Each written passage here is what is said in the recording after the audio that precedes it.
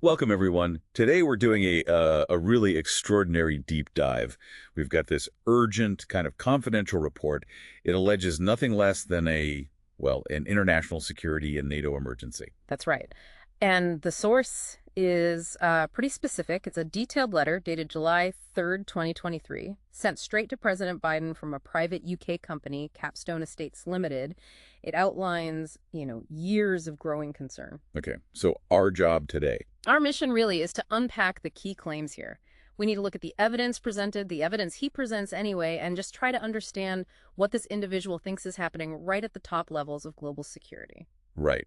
Okay, let's unpack this then. First off, who's the author? Yeah. We need to understand who Graham Wilkins is. His background's quite interesting. He's a former UK law enforcement officer. Yeah, 22-year service. And crucially, he spent a lot of that time investigating serious crime, even terrorism, specifically on the London Underground. Ah, okay. So not just any beat. The tube is critical infrastructure. Absolutely vital. It moves the workforce for a huge chunk of the UK economy. So, someone with that background looking at security, it brings a certain perspective. Now he's director of Capstone Estates. And how did all these suspicions start for him? It wasn't overnight, presumably? No, apparently not. He says around 2009 he got wind of a perceived conspiracy within a UK government department, but then by 2017 it really ramped up. He was apparently told, with a witness present, about alleged malfeasance and corruption, and this idea of a secret group working against UK national interest. Wow. Okay, so pretty serious claims. Did he feel it was impacting him directly? Did he mention being targeted? Oh, definitely. He describes what he sees as a pattern of personal targeting. Subtle harassment, he says, phone disruptions, even his family being harassed. And technically, he points to his old Yahoo email being hacked, says it came from a location near Lille. So yeah, he clearly believed his investigation was hitting a nerve. Okay, so personal targeting, but how does that connect to this huge claim about an international emergency? What's the main argument?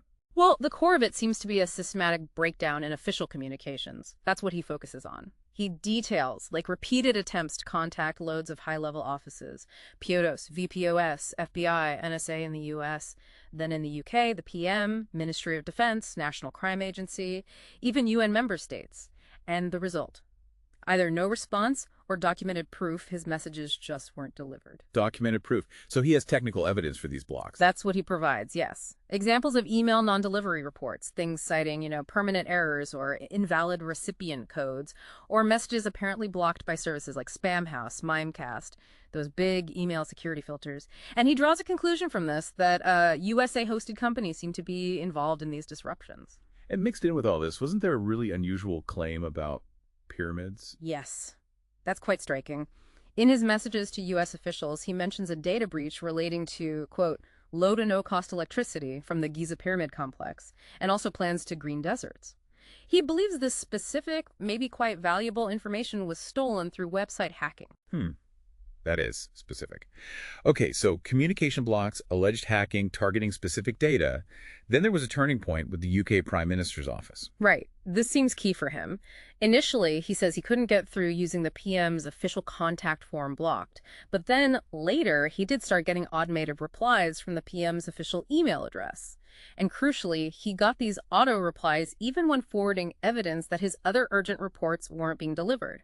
So for Wilkins, this was confirmation beyond a reasonable doubt that the PM's own communications were compromised. So he believes even the highest office was potentially infiltrated. That's his interpretation. You connect those dots, the alleged personal stuff, the widespread comms breakdown, the technical logs, this PM office issue, and he reaches this incredibly stark conclusion that communications for the UK, the USA, and NATO are, in his words, compromised. Yeah. That they're under the control of hostile enemy actors. And his bottom line, the UK, USA, and NATO are under attack. Wow. Okay, so wrapping up this deep dive, we've looked at a really, really unusual and frankly unsettling account.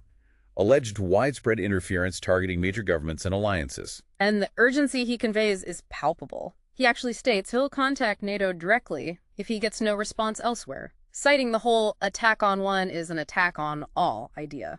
So what does this all mean for you listening? I think this deep dive really brings up a fundamental question for our times. We rely so much on digital communication, right?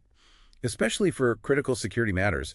So what does it actually mean if, as this source claims, those very channels might be disrupted, maybe even controlled, by forces we can't see? Something to think about. Thanks for joining us on this deep dive.